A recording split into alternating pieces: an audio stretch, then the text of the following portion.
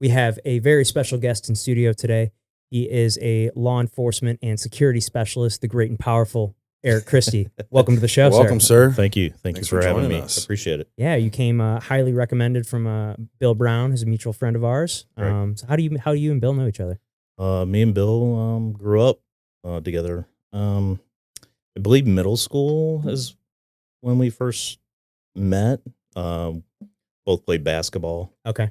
So, I listened to his podcast with you guys, and he was talking about the dunking. Yeah. Yeah, so we'd be in the gym. I've never seen it, so can you confirm? I can confirm. Okay. Yeah, he can dunk. So, but we used to just work on our calves in the gym. Yeah. Sweeping dumpsters and stuff. But it was good times. But most of the time we would be like alley-ooping to ourselves. Oh, yeah. And then just Did you dunk too?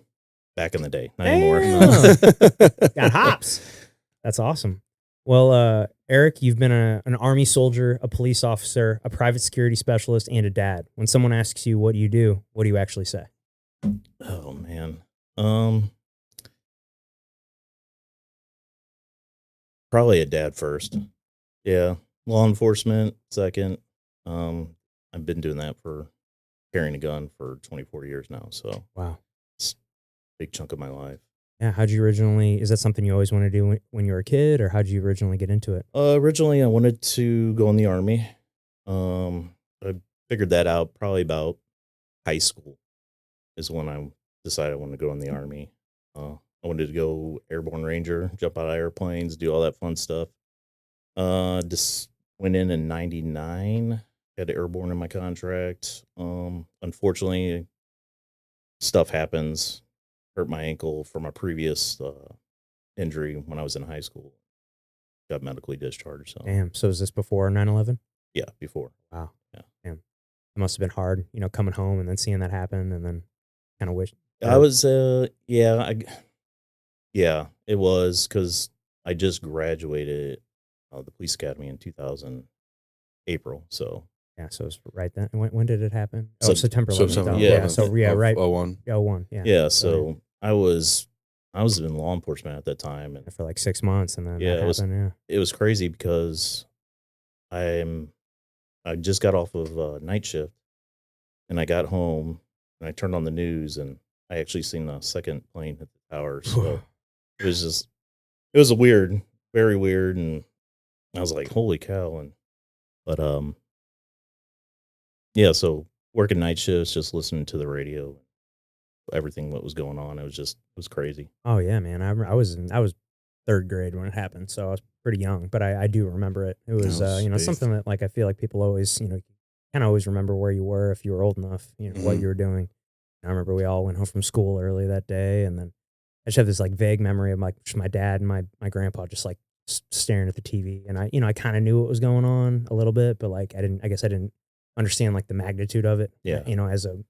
How old are you in third grade? 8? Yeah, 8 or 9. 8 or 9, Yeah. So it's but looking at it now, it's just crazy. I think I was 22. Yeah. I think I was 22. I was in seventh grade, so I'd have been 12 or 13. Oh yeah, well, let's see, I'm 5 years older than you, so Yeah. I'd have been 13. Wow. Yeah. Crazy. Well, so you got medically discharged, then you went into law enforcement here in St. Louis? Or? Yeah, I went to Eastern Missouri Police Academy. Okay. Mhm. It's out in St. Charles. At the time, it was at St. Charles Community College. So then where did you work? So at the time, it was so hard. When police departments were hiring at the time, they'd have one opening, 2 openings maybe, and there'd be 60 candidates Oh wow. testing wow. for just those 1 or 2 2 slots. Yeah. So it was crazy. So, everybody in the academy classes, they're trying to get hired on at a police agency so they can graduate in uniform and all that. And excuse me. And so at the time, I can't remember. I went to Louisiana, Missouri, town up in Pike County. Mhm.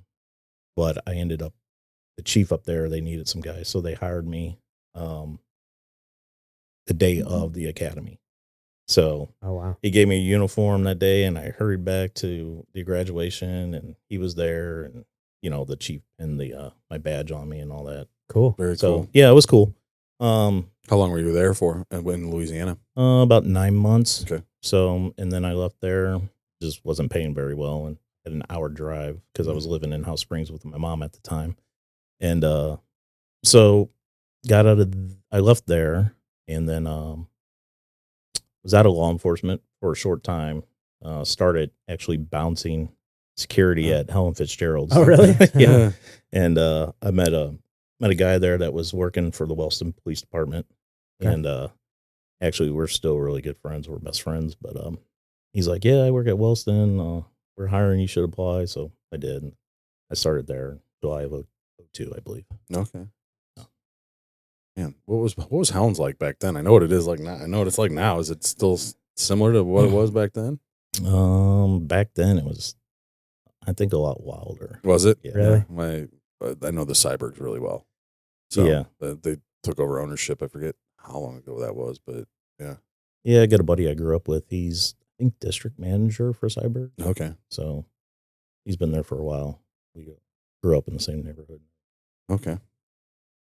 Well, when did you make that switch back from? How long were you in law enforcement before you went back and went into private security? I was in law enforcement after I left Wellston. I worked in Wellston for about a little over a year, and I got hired on with the Lincoln County Sheriff's Department in September of 2003. And I was there for about 8.5 years, and I left there in 2011. And I got hired on with a federal government agency. Oh. I'm not going to name the agency, Yeah, that's fine. but yeah, it's in St. Louis. The agency is, and I was basically a federal police officer. Really, it was just force protection officer. Okay. But we were considered federal. And so, what did you? I know you can't name the agency, but like, what did you do for them? Chase down bad guys? No, nothing like that. No, basically just force protection officer. We worked. Basically, we protected the base or the facility, what was in the facility, the employees, stuff like that. I even had to work with them. They even had to send me to FLETC, which is the Federal Law Enforcement Training Center down in Glencoe, Georgia. So he sent me down there for another academy. Oh, wow. More school. More training. What was that training like? Yeah. How does that compare to Police Academy? It was refresher, Yeah, basically, because it was just basic law enforcement. But I mean, it was a cool experience, just because, I mean, you're living. It's all federal, so they have housing, and they have like multiple gyms. They had Olympic sized pool. They have a chow hall. So all the meals are free. Your lodging's free. They even had a bar on the site. And they were actually building. When I was down there, they were building like a mock city with houses and businesses for training. That's Cool. pretty cool. Basically, every federal agency you can think of sent their law enforcement there. Wow. So like IRS, Border Patrol, all that good stuff. Oh, wow. Yeah. You would think the IRS needs that kind of training, but geez, I hope not. But they had like the Navy went there, their CID guys, a Marine, Border Patrol. They had like the boats that they, took out, stuff like that. But yeah, it was fun. Cool. And so then you came back here to Missouri after your training. Yeah, I came back to St. Louis, and then at the time, the agency was allowing the law enforcement side of it to deploy to Afghanistan. So I took that opportunity, did that. Wow. So what was that like? So finally, after all those years going into the Army, you're finally getting to deploy and getting to do something on that front. Ooh. Yeah, not so much combat, but Okay. yeah, I deployed with the agency. Basically, we were just doing PSD work, private security details. Just like with high valued assets and things like that, or Just transporting, picking up gotcha. generals, VIPs, analysts. Okay. We were in Kabul, Afghanistan, just rolling around in up armored SUVs, forerunners. Yeah. Cool. So, but What was that like? It was fun. Yeah. Actually, it was fun. Dangerous, but fun. I was going to say at that time, I mean, 2015, it was pretty intense at that time in Afghanistan, or was that more on the Iraq side of things? I don't know. I wouldn't say it tens. Yeah. But, I mean, I've seen some bombs go off over there, but I'd be on base and you'd hear them. Mm-hmm. But it was fun. Okay. I will say it was fun. It was a good experience. Great experience, actually. Did you have any like insane or like sketchy moments or anything like that when you're over there that you can talk about? I say a sketchy moment. We just got there. We actually flew into Bagram, which is a huge base, air base. And then when we were going to Kabul, we flew in Black Hawk helicopters over there from base to base. But like the first week we got to Kabul, we were doing like basically the team that was there before us was taking us out, kind of show us the roads and the routes in the city. And we came into like a bazaar or bazaar. What's it called? Bazaar. Like one of the markets over there. And it was just like traffic jam, just full of people. You guys are in a car? Yeah, we were in the car. And you're not supposed to break the seal. That means roll down the windows or anything like that. And you had all these people just like surrounding the car. It was like a very intense, stressful moment, but anything can happen at that point. But sure. We made it through, and that's nothing. Like no one did anything. No, it was good. But That's always good. It was interesting, but I think we were given a tour too of base commander and his top NCO. So wow. it was pretty wild, but it was a good experience. And your oldest was born at this time, correct? My oldest was born in 2007. Okay. Oh, okay. Yeah. So what was that like, having to go over there and be away from the family and him and your son, right? Oldest is your son? No, my daughter. Daughter. Yeah. It was tough because I believe she was in kindergarten at the time. So I know when I got back, she would tell me, how much she missed me, basically. So yeah. That was tough. Yeah. Sure. How long were you over there for? 6-month deployment. Okay. Gotcha. What's something about working in the federal law enforcement that civilians would never believe if you told them? Anything crazy? Or? I don't think nothing too crazy of what we did. Like I said, it was more just force protection officer. We worked a post, okay. Basically gate duty, basically making sure, checking badges. Nothing exciting. The only thing, we did patrols and stuff like that, but nothing too exciting. Like I said, the only exciting thing was just deploying the actual agency. So that's cool. And so then you came back after 6 months, and then what? I was there for another till 2021. Okay. So and then you went back to law enforcement. Went back into law enforcement. Is that when you got into like the SWAT? No, I was in SWAT and the Lincoln County Sheriff's Department. Okay. So I did that. Did you have any crazy experiences with running with SWAT in Lincoln County? Oh yeah. Yeah. Oh yeah. Oh yeah. What's the wildest adrenaline dump you ever had there? There's a lot. I will tell you one. So we were doing a joint operation with the Maryland Heights PD at the time had a SWAT team. I don't think they call it a SWAT team anymore. But they were doing a search warrant for a big warehouse out in Lincoln County. And they were doing the search warrant for, I believe, the FBI. I know prior, I would say 3 to 4 years prior, maybe 5, the ATF hit the same location because this guy had a bunch of guns and illegal guns and stuff like that. He had this huge vault in this warehouse. But so Maryland Heights called us up to do this joint raid, and huge like warehouse. And so basically they had this loft in this warehouse, and that's where Maryland Heights was going to do their operation. And basically we were securing the whole warehouse for them.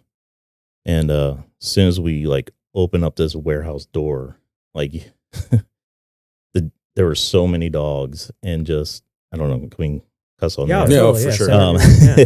But you could just smell the dog shit. Oh my gosh. Like, so, you know, these like dogs that they had for like dog fighting, or were they just like they just had dogs? Yeah, like, they it had was like dog kennels there. Oh, so it was like a breeding thing, maybe? Or? Yeah, possibility, but there was probably over 100 dogs.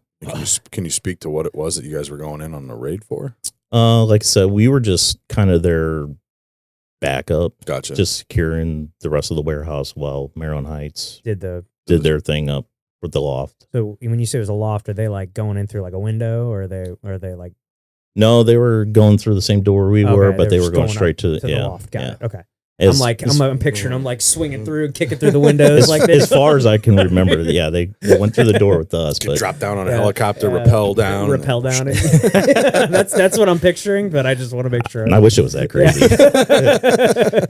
But yeah, we flashbanged this warehouse because we didn't know. Hey, you don't know what's inside. We didn't know the layout really. But these dogs just scattered, and you can just smell the dog shit, and it's completely dark. So you're like just assuming no one's there. Yeah, lights are on, right? But it's just like, moving through this big warehouse, and you're just like stepping in all the shit. So basically every room every door that we basically flashbanged. And then towards the end, there was this bathroom. I didn't know it was a bathroom at the time. Popped the door, threw the flashbang in, and it was just this bathroom, just like probably 50 dogs in there. Oh my gosh. And they come running out after we flashbanged this bathroom. But yeah, I mean, you didn't know what was in there. Yeah. So afterwards, we were all hanging out, just shooting the shit with Maryland Heights. And they were like, man, we just kept hearing all these flashbangs, and you guys were having all this fun while we were doing this boring shit. But yeah, it was a good time. So there's no one in the warehouse? There was nobody there. Nobody. Oh, wow. Just dogs. Just dogs. Dogs and shit. That's crazy. How many dogs would you think were in there? Oh man, I would say probably about 150 to 200 dogs. Holy shit! What? But it could have been less. Yeah. Yeah, it just seemed like a lot. It seemed like a lot. Yeah, it's like what are they doing with all those dogs in there? Right. It's just cleaning the dog shit off our boots Yeah. afterwards. It's just crazy, That, but walking through and cleaning, Yeah. but gross. yeah, I got a good buddy who's actually a lieutenant with the Maryland Heights PD, and when he first got hired on with them, and he got on their SWAT team, he's like, they still talk about that, right? Really? Yeah, so it was good. And we had another one where we were hitting a meth dealer or a meth cook, a trailer, and basically when we hit this trailer, it's called rake and brakes, basically, where you rake and break the windows out with like metal bars or whatever, mm-hmm. and basically that's to port them, put a gun up in the window. So we rake and break this whole trailer, all the windows, like basically the sheriff's like, just rake and break them all, basically. Mm. But yeah, we got the meth dealer out of that. So that was another fun one because the sheriff's like, well, we're going to have to board up all these windows now. And that was a fun one too. Yeah. So the guy was cooking meth in there, obviously, or he wasn't cooking meth at the time. Just selling it. Yeah, I believe selling it. And then there was a female in there too. But they were both arrested. Yeah. Go figure.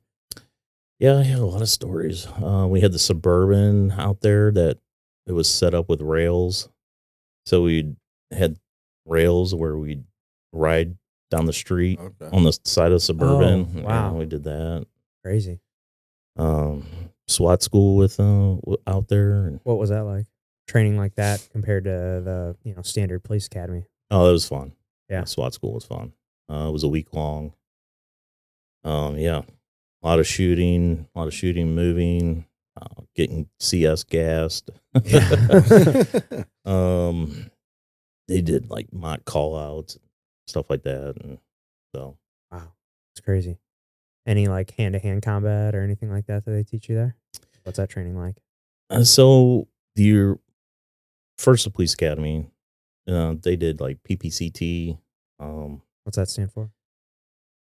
I can't even remember now, Mhm. but it was somewhat, pressure points, different holds, I believe. I don't remember anymore. And then FLETC, we had what was that ORT? Say ORT, I can't remember, but we had an instructor, and that's where we kind of got into more like ground defensive tactics. Actually, my instructor Divine, he was a jiu-jitsu guy, black Yeah. belt. Mhm. He actually, I'm wanting to say, and I can't remember, but he's like one of the first Americans to live with the Gracies Oh, cool. down in Brazil. Don't quote me on that. Yeah. Been a long time since I've been there, but Dude, black belts in jiu-jitsu used to be like unicorns, man. Yeah. Like, especially, even when I started, 7 years ago, like there was probably less than 10. I could be wrong on this, but I bet at the time there was probably less than 10 black belts in St. Louis, yeah, so like if you saw a black belt, it was like, whoa, that's a special person there, like, but now, they're a lot more common now as jiu-jitsu's gotten a lot more popular over the last decade. And you're seeing more and more gyms pop up. Yeah, Some trainings. yeah. And so I believe the story is he lived with them and got his black belt. You could probably find him on YouTube. There's a couple of videos out there, but it was crazy because, you look at like a jiu-jitsu black belt and they're like muscular, and now this guy looked dad bod, Oh, like yeah. a big old gut, and For like, sure. but he had the cauliflower ear, and we're like, oh fuck, beyond. But yeah, he was a great instructor, and then I got into jiu-jitsu for a while, and some of the stuff that he taught, just like defensive stuff. Yeah. When you're on your back, I'd use that. Yeah, So whenever you're, especially hand-to-hand combat situations, I feel like it's so useful for police officers. The If you- wrist locks and all that. Yeah. Just to be able to control someone and get used to, being able to move someone around, and know where their weight is and where your weight is, and have that ability to kind of control a human body. Like Yeah. that's a big, I can imagine great tool to have as a police officer. I always like the wrist locks. Yeah. Oh yeah. Yeah. Yeah. We have a bell at our gym actually. So, when you get wrist locked in jiu-jitsu, it's kind of like a fuck you, it's like you kind of wrist lock someone. It's I'm never happy about getting wrist locked. You can get me in anything else, but you get me in a wrist lock, it's like like fuck, Shit. God damn it. Yeah. At our gym, our coach hung up he has a bell. And if you get wrist locked, and it says right above the bell, it says the devil's handshake. And The devil's hand, I like that. and so if you get wrist locked, you gotta go up and ring the bell. And Oh, is that what you were going for the last time Yeah. we grappled? You're trying to make me go Yeah. ring the bell? Yeah, so asshole. if you get wrist locked, you got to go up and ring the bell, and everybody's like, "Hey!" Yeah. It's like, That's it's cool, just like though. a funny thing, Yeah. the devil's handshake.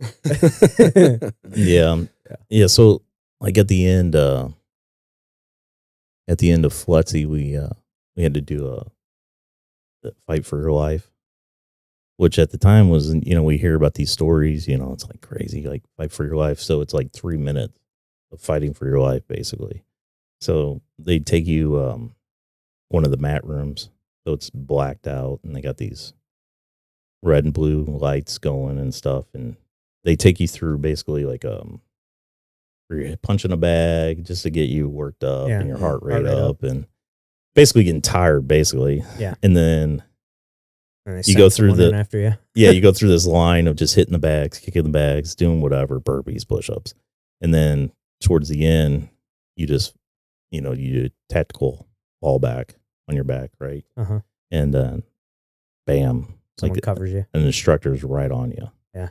And he's going for your weapon, and you're doing everything you can, trying to, basically all the techniques that you learn, you're trying to use that. But so at the end, it was crazy because there's like, where's the oxygen at? Yeah. Oh yeah. But it, it's good training because it teaches you, like, when you're out on the street, that for that 3 minutes you can sustain, you can fight for your life, basically. Yeah, I mean, when you hear 3 minutes, you think that that's not very long, but like, dude, 3 When you're in a minutes fight. is a long time. Yeah. Like, 3 minutes is when you're fighting for your life is a very long time. Yeah. And the instructors, I mean, they're all in shape. They're all just ripped, and And they're trained. This is all they're doing too every day. So it was like crazy, but That'd be a fun job.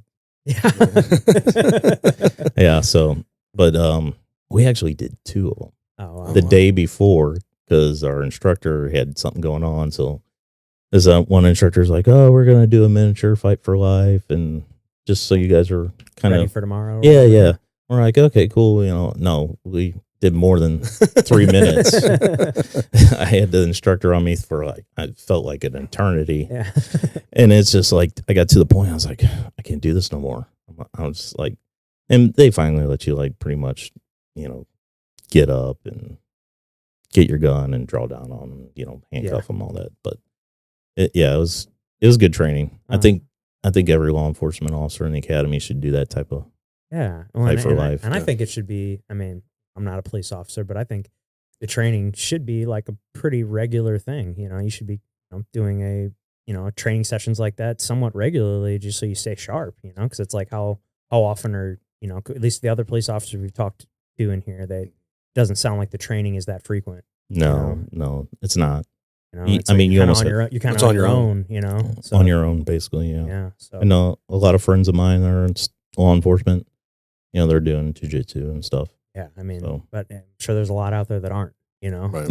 and they're not, or they're not, working out and staying in shape, and, and it's like there's times where I'm sure that being in shape could make the difference between, a situation going really well or a situation not going so well. Yeah. Well, yeah, exactly. I mean, just the cardio itself too. Oh yeah, just having that gas tank, Yeah. having that ability to. Because you can't train for that unless you're actually doing it. Like you can go and run, you can do all that stuff and work out, but like there's nothing that you can't get in shape to go do jujitsu. You get in shape during doing jujitsu, Right. And so I just think there would be not just learning to protect yourself, but also, like you said, the gas tank that comes with it. It's huge. Well, Yeah. and you learn how to manage your stress and your breath and like your gas tank too, because it's like I know that I don't care who I am, I can't go 100% the whole time. Like if it's a 5-minute round, like I can't go balls to the wall all 5 Right. minutes. I gotta Yeah. conserve my gas tank, and the better you get at jiu-jitsu and grappling, like the more efficient you become with your movements, and you're able to control yourself, know when you can rest, know when you're safe, know when you're not safe. Like, Right. okay, I'm here at a point where I can catch my breath. He's not gonna get me here. I'm inside control. I can catch my breath for a second. Okay, what's my next move? His arm's there. Okay, I can step over. Whatever it Yeah. is. I can. You learn over time. Yeah, I would say about Fletsy too is when we're doing the on mat stuff, the training. We're in like gutter duty gear and or holster, so you're doing all that in the What's gear. gutter duty? Is that what's gutter duty? Duty gear. Oh, duty gear. I thought Yeah, you said duty gutter gear. duty. Yeah, I was like, what is gutter Duty gear. So Duty your gear, yeah. belt with your Oh, you got all your the shit holster. on. Yeah. Mm. So It's harder to move. it's a lot harder to heavy. move. It's hard to move. You're kind of constricting, especially if you got a vest on. All these things. Yeah. Because what is that, an extra 30 pounds added to you? 15 to 20 15. probably. Yeah. But yeah, you having it all Still. around your waist and your hips, like it's going to affect your movement. Yeah. Certainly. I know, like, regular law enforcement, basically, as far as I know, I've never have really, but we don't train like that, Right. So, but yeah, there needs to be more firearms training too. Yeah, A lot of training. for sure. But you have to do that on your own, Yeah. and you would qualify annually, maybe once or twice a year. Really. Yeah. You got to go to a range and like prove what you can Do you think all law enforcement is like that, or is that just local here to St. Louis? Do you think there's other places around the country that require a little bit more training? I don't know. I think every law enforcement agency should train more. I agree. At least firearms. you know, situations, you know, talking to, you know, just having those, how do you call, what do you say? I can't even think of the word now.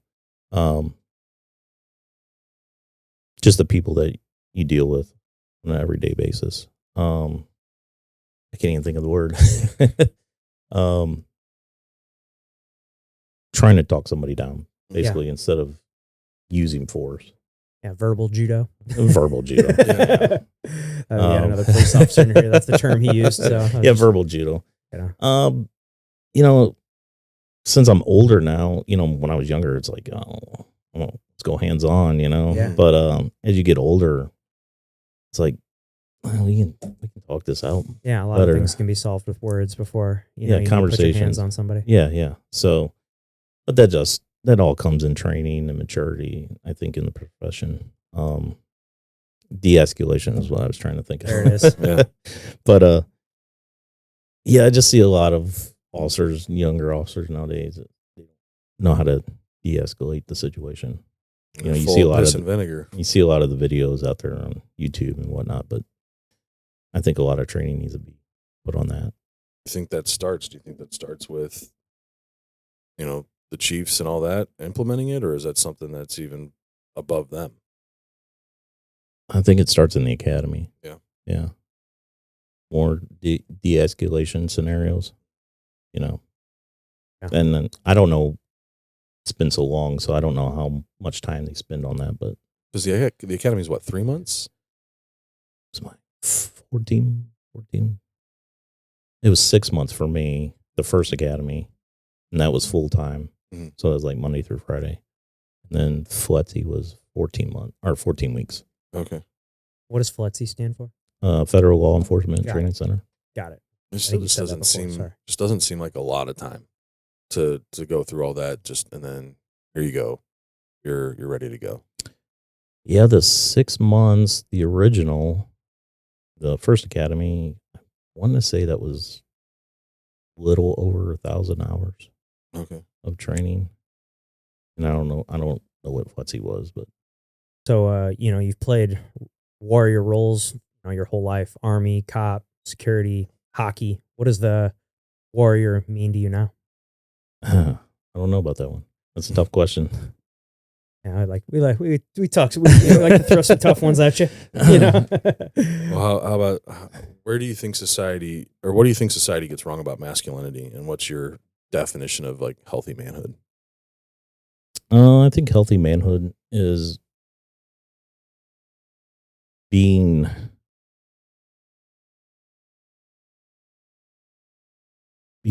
able to have the potential to be violent, but keeping it in. The emotional intelligence to handle it. Yeah, to be chill about it. You know, I don't know if that's the right word, to be chill about it, but in control. In control, yeah. Be in control of that side. And just you know, being a father too, I think. Yeah. How did becoming a father change your, you know, your whole outlook on everything that you do for work? Oh man. It might have slowed me down a little bit. Yeah. Got more to come home to. Yeah, you know? So maybe not as complacent too. Yeah, it's tough sometimes, you know, because that's always in the back of your mind. Yeah. For me, it was, you know. Totally. I'm sure it is for, I would imagine, anybody with kids out there. I mean, you're, you know, a good dad. You know, it's going to be always something that's in your back of your mind. Yeah.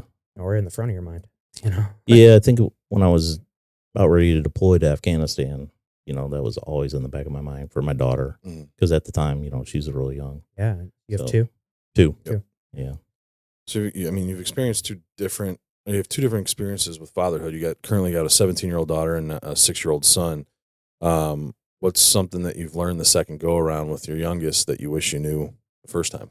Oh man. I mean, I grew up with my daughter. You know, we basically grew up at the same time, you know, first time being a dad. And I think I was I was 30.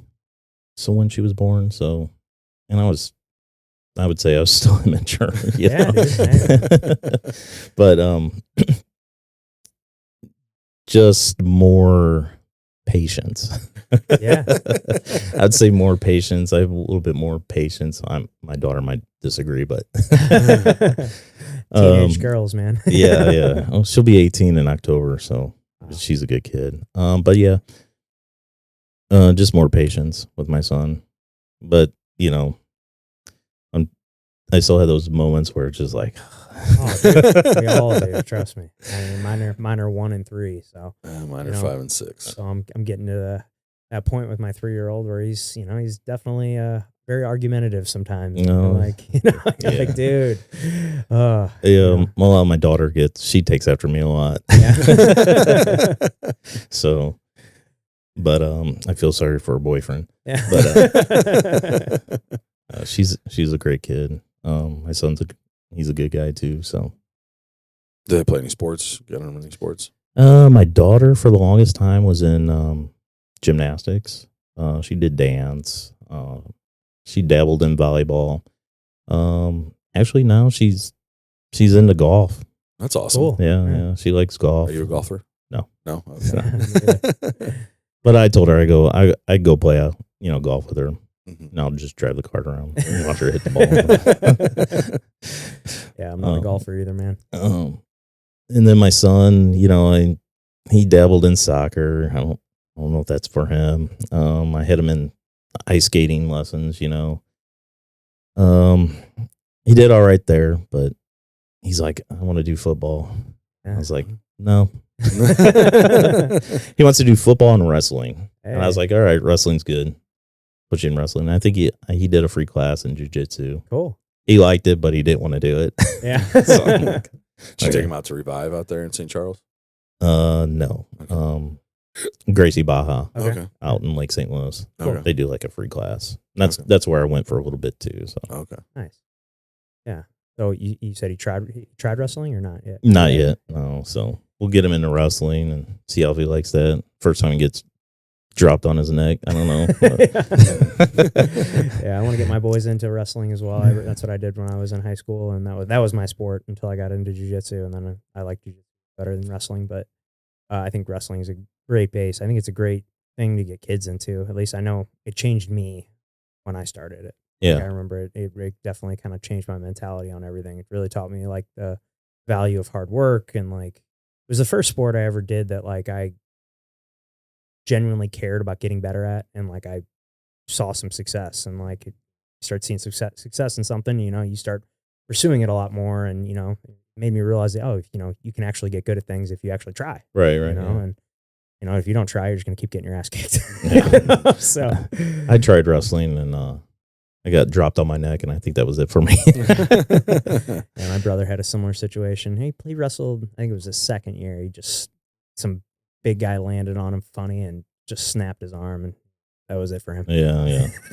No, I never got into wrestling. I just hockey, football, baseball, and then Zach convinced me to get into jiu-jitsu, which has been a lot of fun. I've really enjoyed getting it into that. So Yeah, I got into it. At the time, I was separated from my ex-wife, so I was kind of going through that, and I was like, "Well, I'm gonna try jiu-jitsu." I always wanted to try it, and I got into it and loved it. Actually, it was mentally for me at the time was great, and then the physical part, the cardio and stuff. And unfortunately, one day I popped out a rib, Ooh. Yep. and I'm like, okay, well that sucked. So it healed for about a month. Yeah. And then the first day I went back, I popped out the other side. And I was like, I don't think I want to try this again. And then my buddy Matt, was like, he played hockey, and I did a little pond hockey when I was a kid, nothing recreational. So he's like, oh, why don't you come out and play some hockey, blah, blah, blah. And I was like, all right, well, guess I'm not going to do jujitsu anymore. I might as well just get into hockey. You know, something less dangerous. Yeah, Well, that's my routine. September through March is hockey season. April through August is jujitsu time. Yeah, so he got me into hockey, and every day I was going to like public skate or stick and puck and just working on skating and stuff. And so now I'm playing hockey. So that's cool. Been doing it for, I guess, 4 years now. That's a hell of a workout too. Yeah. I don't think people realize. Yes. Yeah, that's there's crazy. muscle. You're using muscles that you didn't even know you had. Yeah. And getting back on the ice after taking the summer off is always interesting. First couple months, it's like, oh shit, there's my back. That's right. Yeah. Not about that muscle group. Yeah, I play year round, so Okay. I try to play at least twice a week. Yeah. Just because you take a week off and it's just like, oh man. Yeah. Dying out on the ice, just breathing. Yeah. Yeah. Well, it's great. You know, it's cool that you got into hockey at an older age too. Yeah. You know, I feel like a lot of people I know that play hockey all the time, like it's like something they've been doing like their whole life, like Pat here, you know, it's like they've been doing it, but I think it's really cool that you got into it, you know, at an older age too, which is cool. Yeah. I'm not the greatest skater, but but you're out there, man. You're out there and you're, getting after it, getting a workout in. I mean, that's really what it's all about. Yeah, it's and the camaraderie. Oh yeah, like that's I feel like that's the best part about team sports and sports in general. I mean, even individual sports like jiu-jitsu, wrestling, and stuff. Like, there's always a team aspect to it. You know, like, I mean, I'm on a team.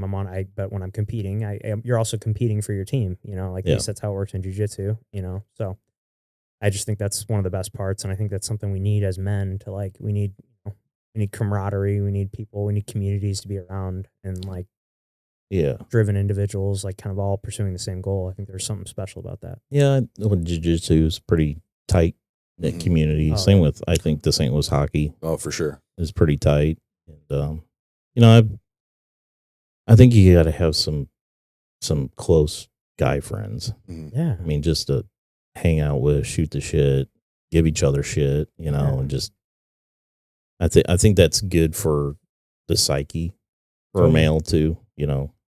Because just men in general are just, they got so much weight on their shoulders in day-to-day life and families and work and everything else. Yeah, we need an escape, at least that's how I look at jiu-jitsu. It's kind of my, that's my hour a day where I can literally only focus on what's in front of me. Yeah. Because every other hour of the day I'm, preoccupied with work or my phone, work, which is my phone, and my family and all the other things I have to do. So, it's kind of the one time a day where I'm only focused on that guy in front of me that's trying to choke me. Yeah. Yeah. That's how I use hockey. It's mental. Yeah. Same thing. Right. Mental therapy for me. You can't think about anything else when you're out there. Yeah. You're not thinking about bills or, what you got to do when you get home or whatever. You're just, I'm thinking about that puck and this guy in front of me. I got to get around him or do whatever, Yeah. Yeah. I mean, especially speaking of mental health, just coming off of Men's Mental Health Awareness Month in June, we spent a lot of time talking about that last month with the guests that we had. But we also had a guest on earlier this year, and we were just talking about, especially like with guys coming out of the military, and I kind of related it to baseball too, because you come out of the military, or you just spent your entire career playing baseball on a team, and you come out of that and it's gone. That's where most guys tend to fall into depression and things like that, because we don't have that support. No longer have that support group or those people around them, and it just speaks to the importance of, like you mentioned, having that group of people or that community that you can turn to. Yeah, I'm fortunate enough to have some very, very close guy friends that I consider my brothers. Different moms, but my brothers. For sure. So I had two of them take me to Vegas on my divorce party. So thank you guys. But, it was a good time. And, I got my other brothers, but all my SWAT brothers, we still talk and we have hangouts every once in a while. And I think it's just good. It's really good. So. Divorce party. I never got one of those. It'll be 3 years this year. I need to throw a 3-year divorce party. Is that on me? Yeah, that's on you. Yeah. But I feel very fortunate and blessed to have the brothers I have. Yeah. Because they've helped me out more ways than I can ever thank them. Well, and I'm sure most of them are guys that you've literally gone to battle with and like been in the trenches with. Yeah, yeah, my SWAT brothers. Yeah. Yeah, going through doors with them, and having their back and them having my back. So yeah, so it's tight bond, and they're There's all a good trust. There's just a trust there that you have if you're, you got somebody watching your back running through a door. So Yeah. that's pretty cool. Yeah, that is cool. Now, you're not in SWAT anymore? Is that, or how does that work? No. Once I left Lincoln County, Okay, that's right. and then Okay. the federal agency, they stood up a full-time team. I think the second year I was there, was working there, and I was going to do that, but at the time I couldn't do it full time. It was a full-time team, and but they had like a reserves, so I was like a reserve tech guy with them, and went to training and some other stuff, but nothing full-time with them. So now, how does it work with SWAT? Are you like, you're like, when you're clocking in or whatever every day, like, are you, like, are you going out on patrol and then all of a sudden you get a call and you're like, oh, there's a SWAT thing I need to go do? Or are you like designated as a SWAT person that day? Or like, how are you just like always a SWAT person? Like, how does that work? In Lincoln County, it was a part-time. Okay. So basically you're a road dog, Okay. patrolman, patrolling the county. But if you were working that day and call out, They'll call you and be like, hey, we need you yeah. over here. So basically Suit up. if you were working and there was a call out, I mean, you're pretty much responding, wherever you're at. So, and then, if you're off work and you get a call out, then you're responding to the sheriff's department, getting all your stuff together. But I look back nowadays, and probably some of the guys I was on the team with, we were crazy, because our tack vests we didn't have the ballistic, the hard plates. Oh, really? Our vests, we were running with soft plates. Yikes. Yeah, so it was crazy. Just some of the, I don't know. I look back and I'm like, and we did some of this crazy shit.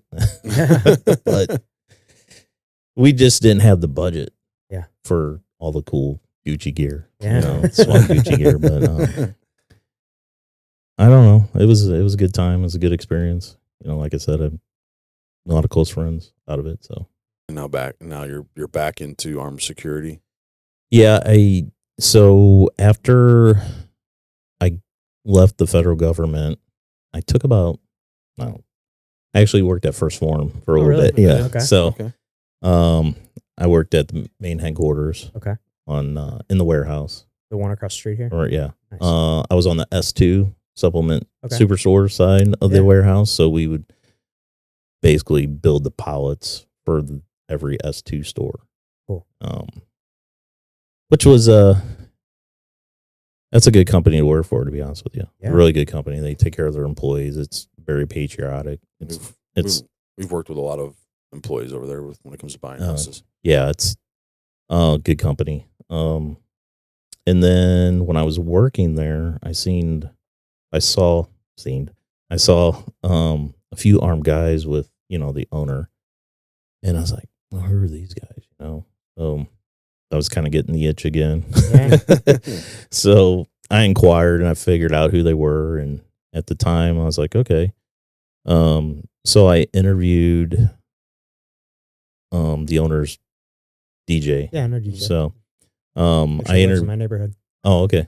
Yeah, he's a good guy. So I interviewed with DJ, and because he was, I believe, part owner of the security company that was doing the security there, and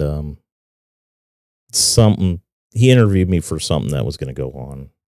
It never panned out, but I think I was called by one of the guys that worked there in April or May. Like, hey, can you come in for an interview? We got this contract down like the Ozarks. Basically, we're doing armed security at Shady Gators, Backwater Jacks, and Dog Days, basically. And so I went in for an interview, and he's like, yeah, I want to offer you like a team lead position for Shady Gators. And I'm like, well, what's that entail? He's like, well, you're going to be supervising 4 to 5 guys. At Shady Gators, it's armed. I'm like, okay, what's the money look like? Yeah. But so I ended up taking that, and it was all summer, the summer of 2022. So basically, every weekend for the down in the Ozarks. Down in the Ozarks. First summer without COVID, so I'm sure shit was pretty crazy. Oh yeah. So, that was an interesting experience, to say the least. I'm sure. So yeah, it was like, I think you would need armed security at a place like that, but you never know. well, I believe Shady Gators had a shooting Okay. that happened the summer before, so that's like why they did it. Yeah. The Pruitts that I believe own all those bars down there, basically wanted it. I think that's the owner of Pruitts. But yeah, it was it was some of the stuff I saw was crazy, but Shady Gators had like musical artists like Uncle Cracker and some other bands. So I get to meet some of those people and do their security for them, and it's just long weekends, 15-hour days. Jeez. Just dealing with drunk college people it was crazy. But so basically after that, I was like, well, now that the summer's over with, I'm gonna need a full-time job with insurance. So I was like, I hit a couple of buddies that worked for a police agency local, and they were hiring, so I applied and got back into it. Nice. And just recently left again. I just I'm pretty much done with full-time law enforcement nowadays, and I got hired on with this other company, security company. So cool. Nice. Very cool. So I'm back in doing that, and it's a little bit more chill and leave a little bit more freedom of my schedule. That's Especially, when I was doing it a long time ago when my daughter was young, I was working nights, working weekends, working holidays. So unfortunately, it's like that sucked. So now it's just like, if I can have more control, more freedom on my schedule, so my my 6-year-old son doesn't have to go through that. So important, man. And I can't do the nights anymore. Working nights, it's just mental fatigue for my age, and I don't know any other older officers that have that, but Oh, I'm sure. I do. Yeah, absolutely. Well, go ahead. You go ahead. I was gonna say, so I mean, it sounds like you've just got that protector mindset. Like you've got that mentality, like you're gonna be a protector. Where does that stem from? I don't know. Maybe just I think my whole family's been in the military. Maybe. Okay. It's kind of ingrained in you. Maybe ingrained. My dad's side of the family my dad's mom, her ancestors came to America when it wasn't even America. Oh wow. So it was and then the first born kids from that, actually one of them fought in the Revolutionary War. So, and I got the whole, like, my grandma's family tree for all that, so it explains everything. But yeah, he was a lieutenant, and I don't know the regiment or anything, but he was a lieutenant in the Revolutionary War. And I think there was like 2 daughters and 10 sons. And like one of the daughters was hung because she was a spy.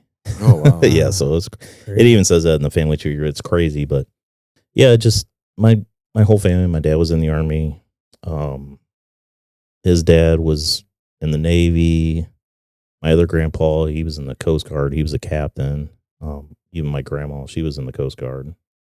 So, did you travel around a lot, move around a lot when you were younger? No, my dad went in the Army when I was probably about 4.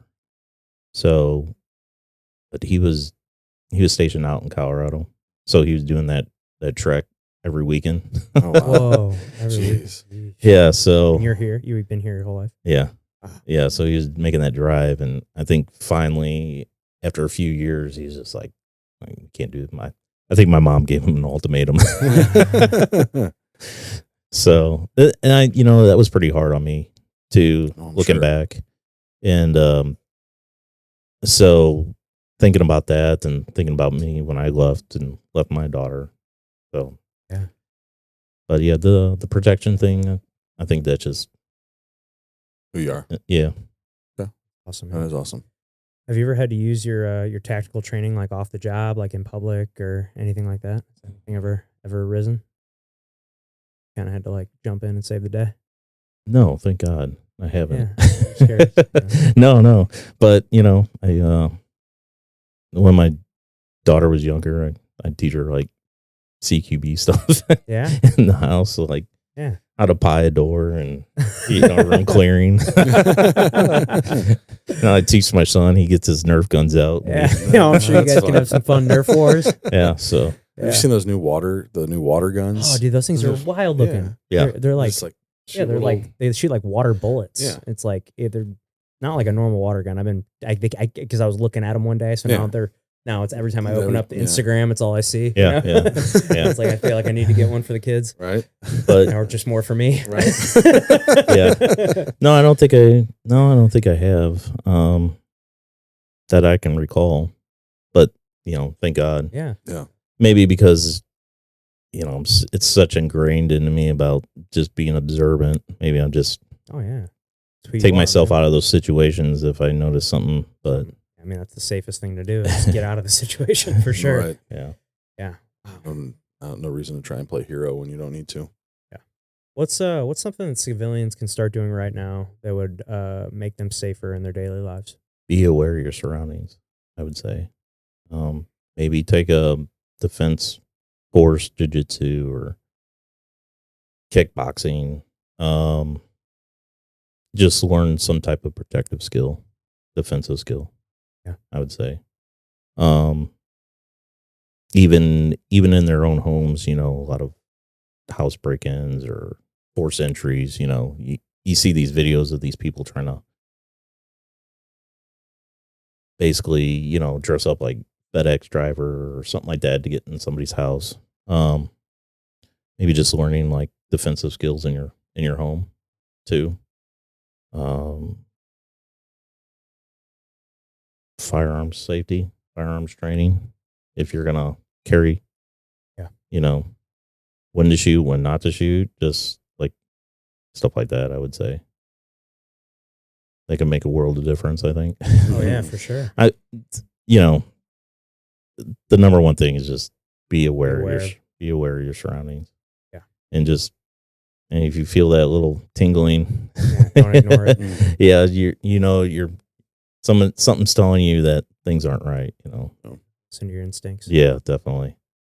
Well, along that same line, what advice would you give to a 21-year-old guy entering the world who thinks being a man is about toughness and control? I would tell him he needs to join a jiu-jitsu class. That'll humble him real quick. Yeah. Get Yeah, it's all the time you get the tough guys that come in and think they're tough, and then they get they'll have I always tell the story of my very first day how I got my ass beat by a girl, Yeah. like, who's now a black belt, and she's been on the show, she's a friend of ours, and just a freak athlete, and whooped the shit out of me, and it really opened my eyes to I thought I was a tough guy. I lift weights, I wrestled in high school, and then I just get my ass kicked by her and many others. Yes. And you realize pretty quickly that how much you don't know. Yeah. I think just walking away. Yeah. Not being tough. Right. I think being tough is just walking away from the situation. Yeah. Having that discipline. Yeah, basically having that discipline just to walk away. Because nothing comes good of getting involved in anything. Trying to be tough, especially out on the street, because anything can happen. Yeah. I think it's a big ego thing. Like, they just come out thinking their shit doesn't stink, and it's like, Right. no, it does. Like, put your ego in line. Get your ego in line. But I think as also as older men, kind of like bringing those younger guys in, Mm-hmm. Hey, mentoring them basically, Yeah. Basically not knocking them down a notch, just ribbing them. Because I think just giving your boys shit, I mean, I think that keeps you humble, Oh yeah. Yeah. or having your boys like, hey, you're fucking up. Yeah. Get your shit straight, which several of my friends have told me that, and I've told my friends Yeah. that same thing. We need to So hear that sometimes. yeah. Yeah. So Now, do you do that? Do you think you would do that differently with your son than you did your daughter when growing up, when she was his age? On what aspect? In terms of like you're talking about getting on your kids and telling them they like not so much that they messed up, but like being a little bit tougher on them in terms of that sense. I think I'm the same on both of them. Okay. You know, I don't. My daughter might disagree, Okay. but Do you think she thinks you're probably tougher on her than you are your son? probably. Yeah. I know she brings it up still because whenever she talked back or messed up, I would make her do push-ups or pull-ups. I love it. Yeah, So I just started doing that with my son the other day. He can't do push-ups yet, but he can do squats. So I was like, all right, we're gonna do 20 squats. You know, he's getting it. You know, of course he heard me say the F word, and you know now he's like ripping it all the time, and now it's a new thing. You know, yeah. Just keep saying it. He first said, "Get me out of this fucking seat." We're like, "What did you just say?" And now that he realizes that it upsets us, he keeps doing it. And then we're like, "Okay, well, we'll put him in timeout." Or the other day, I made him do squats. And the one thing that we talked to the boys about, because they've been ripping them off too, but it's like, hey, those aren't bad words; they're adult words. Because we don't want them to think like, because eventually they're going to say it, and we don't want them to like think that they're in trouble for it. But like, hey. You guys aren't adults yet. You aren't allowed to use those words yet. One day when you become an adult, you can, but right now you guys aren't adults. Right. And so rephrasing it that way is kind of helped ease it. Because when you tell your kid you're doing something bad, what do they want to do? Keep doing it. Keep doing it. Yeah. Well, and I think part of the problem is, of course, when we first heard it, I couldn't stop laughing. You know, Yeah. You hear a 3-year-old in the back seat of in his car seat, "Get me out of this fucking seat!" And you're like, "Oh my god, what the hell?" You know? And they use it right. And you used it right. Like I can't be that mad, but like it's hilarious. But I gotta like act like I'm not laughing right now because it's like I don't want to make him think that this is like an acceptable phrase to say all the time. Right. Yeah. Well, my son, he says some of the damnedest things. I don't, but they do at the age. It's crazy. Oh, yeah. You know, he's so into like scary movies. He loves like zombies. That's his thing. That's his thing, zombies. But he's got like all these zombie games on his tablet, and he's always wanting to play zombies and like, go kill zombies with Nerf guns and stuff. Yeah. So if it ever comes down to that in this country, my son's gonna be an expert. Yeah. Yeah, and I'm sure you got all the toys to take him down with. You know, he's got a lot of Nerf guns. I mean, your toys. Yeah. Oh man. Well, Eric, this has been awesome having you in here, man. Is there anything you want to say or ask us before we get you out of here? No, I just appreciate the opportunity to come on the show, and great meeting you guys. And it was great meeting you too. Thanks for coming on the chat. Hopefully, I was interesting enough. Yeah, absolutely. Well, before we get you out of here, we always end the show playing a little game. We call it the Tombstone game. You realize, Eric, what does it say on your tombstone? Oh boy.